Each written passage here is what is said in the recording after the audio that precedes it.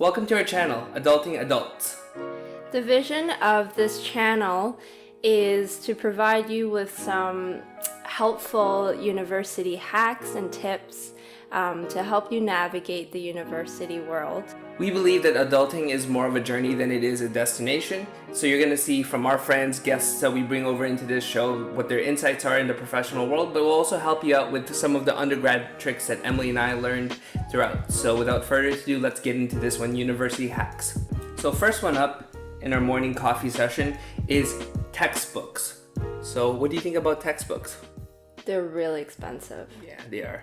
And basically each year there will be a new version with just one minor tweak. You should never, under any circumstances, unless you absolutely have to, pay 100% retail price for your textbooks. One of the first things that you do when you get to university is you should get on every group or every textbook related Facebook group that's out there where people are flipping their used textbooks. That way you always get that like 25 to 50% discount, especially if the professor has not updated the textbook to the newest edition. If they've been using it for a couple of years, guaranteed you can get anywhere between 30 to 50% off the textbook. So yeah, I think a lot of first years, when they first get started, they think everything has to be new because you're starting a new life. But no, there's really good ways to save money, especially when it comes to textbooks. I mean, they gouge you. Yeah, and I would also look up if there's like a used textbook location on campus, or even if you absolutely have to buy a textbook, share with a friend or a buddy. Majority of my courses back then, professors actually reserved a copy of the textbook and they allow the library to lend it to you for a short period of time. So that's what I utilize in my undergrad. If you think about it, why do you need it 100% of the time, 24 hours a day? Like Emily was saying, you can borrow it off the library if you're disciplined, or you could also just split the cost with a friend who has the same exact course. I mean, you guys highly likely won't need to use it 100% of the time. Yeah, right? Exactly. So if you're smart, you can really get some cost savings over there.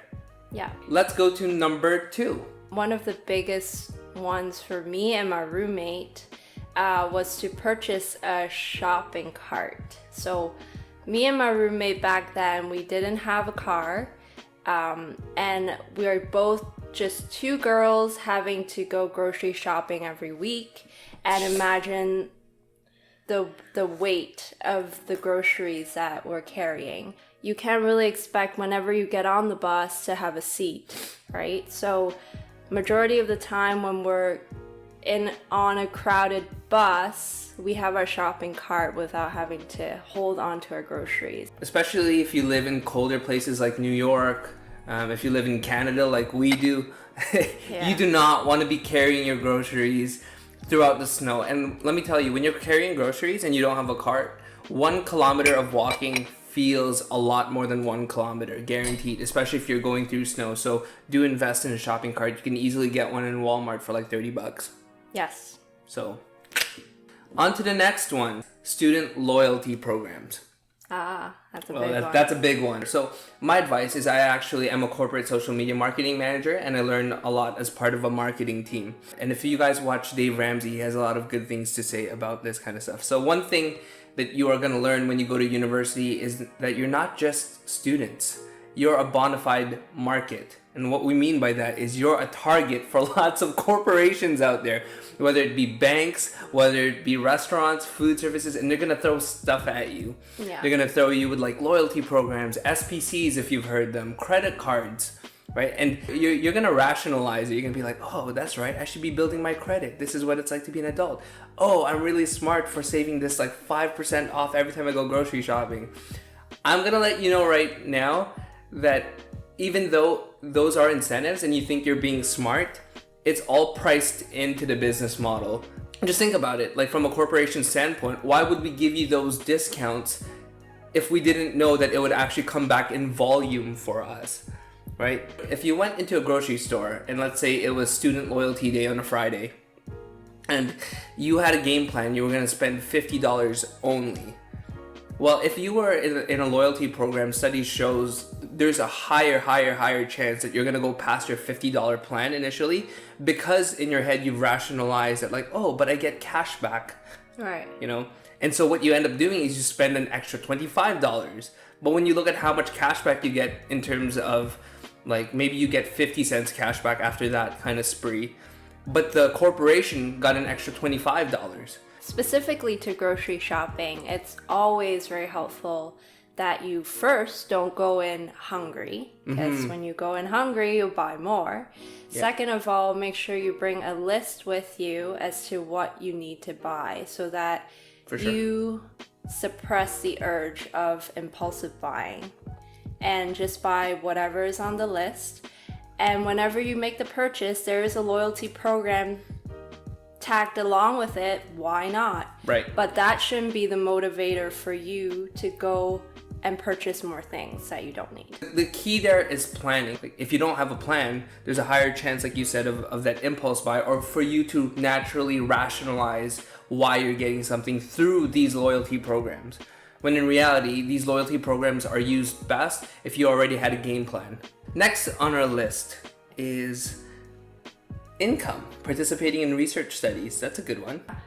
Even if it's a $5 or a $10 reward, why not? Right. It only usually takes about 30 to an hour, but the more time it takes for you to participate, usually the reward is more. So I would definitely encourage you to look out for those. I guess I'll start the next one. You might want to consider bringing earplugs to the library just to eliminate any surrounding noises Yeah. that would distract you from studying. If I really want absolute silence when I'm, for example, writing a paper or an essay, I consider earplugs really helpful. Noise canceling headphones might do the trick for you, but earplugs, they're cheap. So, okay, I'm gonna tell you guys a funny story. Not that I endorse this, but I think it's really funny that he totally gamed the system. So there was this gentleman I was studying with in university, and I always wondered how he'd never show up to class, but like he'd do okay. Like, how does that happen? And it was not an online class. He would do what we call note-taking arbitrage. So what he would do is he would talk to like person A, and he'd be like, "Do you have notes for like lecture number 2?"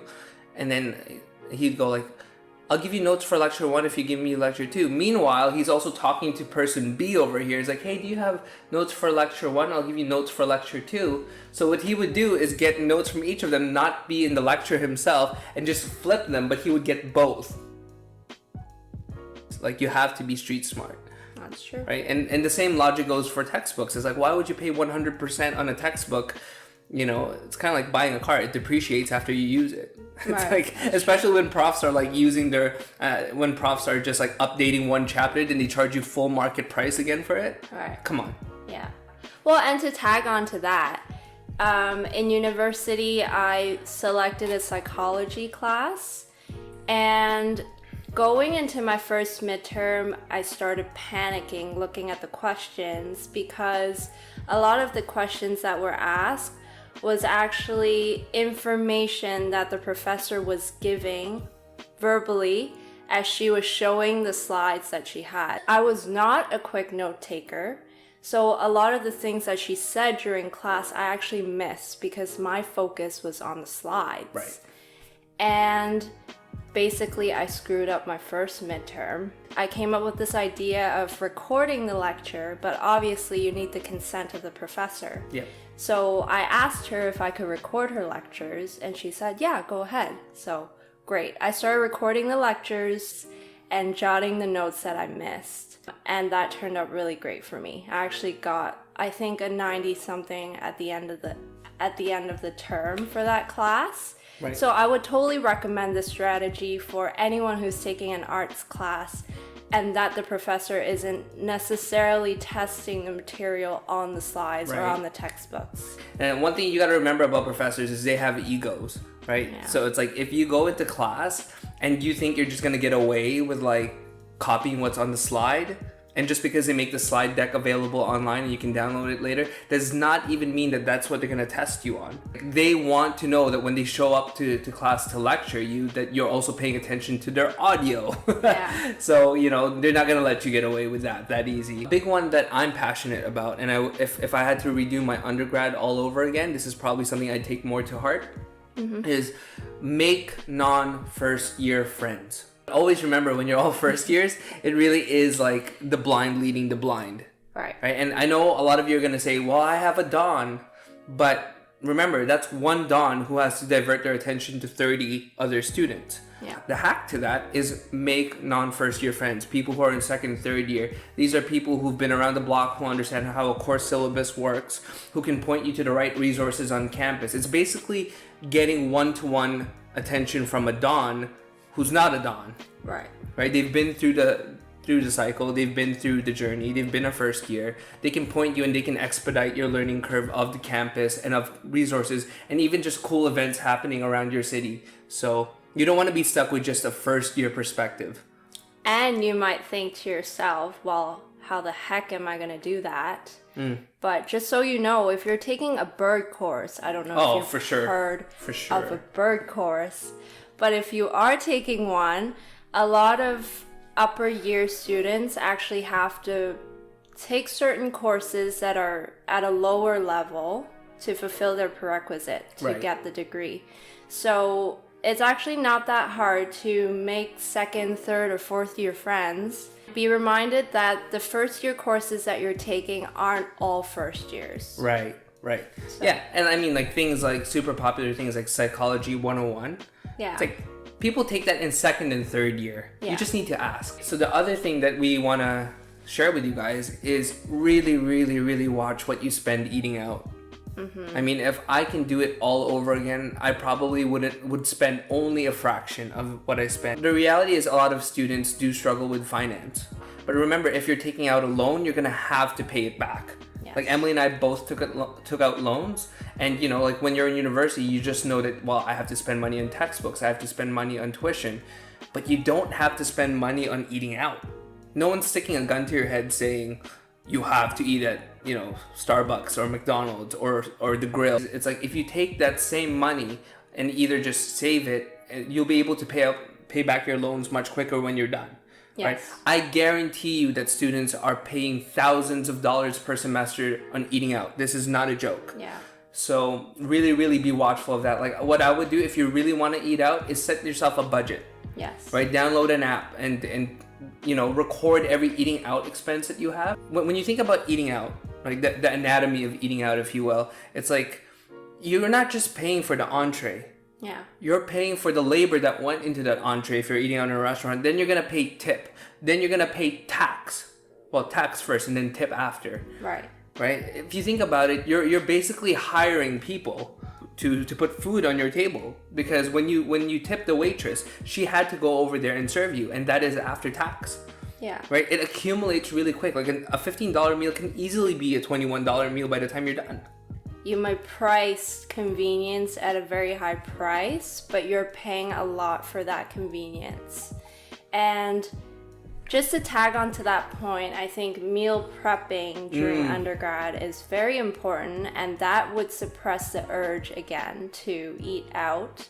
When you have your meal prep for the whole week, you already accounted for the meal that you would otherwise spend eating out. Right. So meal prep. Yeah. It's huge. And for you gentlemen, from what I know, being married to Emily, women like men that can cook. So work on your kitchen game. No, it's a life skill. It really is a life skill. Yes. So that's about it for our list of 10 things that you should do when you're in your undergrad and university hacks that have helped Emily and myself and thousands of other university students.